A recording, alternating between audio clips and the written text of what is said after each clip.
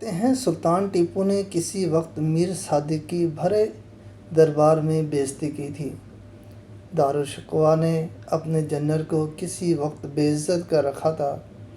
پھر وقت آنے پر انہوں نے اپنے آقا کو شکست سے آشنا کیا۔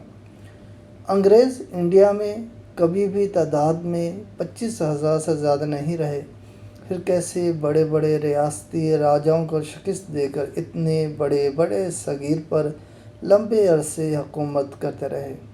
وہ تو اللہ بھلا کرے دوسری صدی عظیم برپا کرنے والوں کا کہ بڑے صغیر کے عوام کو نام نہاد آزادی نصیب ہوئی، در حقیقت آزادی کے نام پر دائمی غلامی۔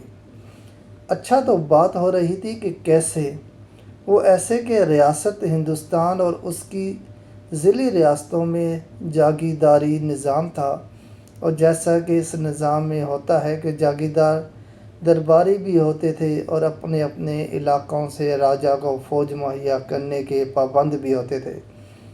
2 ہزاری، 3 ہزاری، 5 ہزاری، 7 ہزاری، 10 ہزاری جیسی استطاعت سے یہی پتہ چلتا کہ کتنا بڑا جاگیردار ہے اور اس کا دربار میں کتنا کیا ہے اور رتبہ کیا ہے۔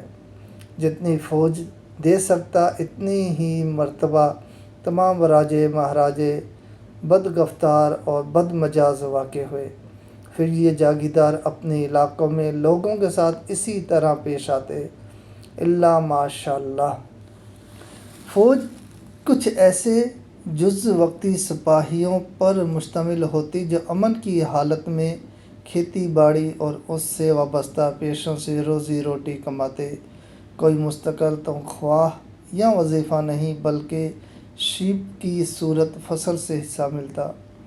فرنگی کمپنی نے ان تمام کمزوریوں کو نگاہ میں رکھا، باقاعدہ فوج ترتیب دی، سپاہیوں کو تنخواہیں دی، اتنا بااختیار بنایا کہ ایک عام سپاہی علاقے کے جاگیردار جتنا روب داب مالک بن گیا، بلکہ قانون کی طاقت ہاتھ میں ہونے کی وجہ سے اس سے بھی زیادہ۔ دوسرے دور میں جب راجے قصے ماضی ہو گئے تو طمطراق کے بھوکے بااثر خود بخود کمپنی سرکار کی گود میں آ گرے اور سپاہ کی فراہمی کا ذمہ لیا۔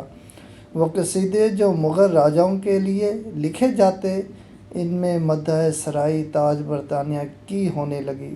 جب ہماری تاریخ کا کل خلاصہ یہی ہے تو پھر کیا تبدیلی اور کیسی تبدیلی؟